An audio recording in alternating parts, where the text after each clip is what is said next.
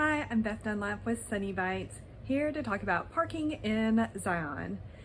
So we were fortunate enough to be able to get reservations at Watchman campground inside of Zion. So we made sure that we timed our arrival when we were getting into Zion at a time when we could just pull into our campsite. So that would be my first recommendation, is if you are staying inside of Zion or in Springdale, to try to plan your arrival to when you can just go ahead and check into wherever you're staying. So if that's possible, that would be the first recommendation. We left our RV parked the entire time. We never moved it. We just either walked or took a shuttle wherever we went. So that just made the parking issue a lot easier. As far as the parking lot at the visitor center goes, so I took a video of it. One of them is at 6:30 in the morning, the next one is at 7:30. So keep in mind, before I show this, I want to just put a little disclaimer in that these videos were taken on May the 27th, 2021. This was when Zion was still requiring the timed shuttle bus tickets that you purchased ahead of time. So all that to say is that these parking lots may fill up even earlier than what I am showing, just depending on the crowd level when you're visiting Zion.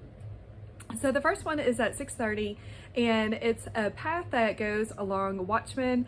You've got Springdale on the other side of the river, and I'm walking towards the visitor center, and then there's a pedestrian bridge leading out into Springdale. So that's the angle of this first video. You can see that the parking lot is getting full, but there's still plenty of parking spaces that are available right now.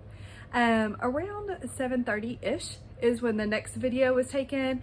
We were actually packing up our RV and heading out for, we were just leaving Zion. We were getting ready to go over to Bryce. So that's a different angle, for this video, because I was actually in the RV as we were driving by the visitor center on this one. So it's the same parking lot, just different angles, but you can see from this video, the parking lot is pretty much full at this point. And it's, like I said, around 7:30. So keep that in mind if you are wanting the free parking that's at the visitor center. Our general rule of thumb with national parks is to get up and get going super early, like sunrise early. And that's what I would recommend here. If you're parking in Springdale, there's only paid parking that's available in Springdale. The parking that's along the street, you'll just pay a meter. Parking that's around like restaurants and stores and that sort of thing, that's also paid parking. Keep in mind that there is a free shuttle service in Springdale, but it starts a little bit later than when the first shuttle starts up in Zion, typically. So times can vary and change, so check on that before you head out. But you can walk from Springdale into the visitor center. It's just at shuttle bus 1. It's right there. It's super close. And then also just keep in mind, if it's really a crowded time period that you're going, the shuttle buses in Springdale could be full.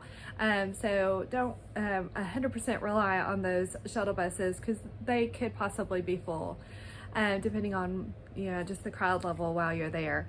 There is oversized parking in Springdale for RVs. I believe it's limited parking. If you Googled Springdale parking, then the town of Springdale actually has a good amount of information about parking in Springdale. So I hope that this helped. I had a lot of questions with planning out our Zion trip, and so I'm making a series of 5 videos, one on getting around Zion, this one about parking, then the Angel's Landing hike, about the Narrows, and then Springdale. So I hope that this helps you in your planning for visiting Zion. Thank you.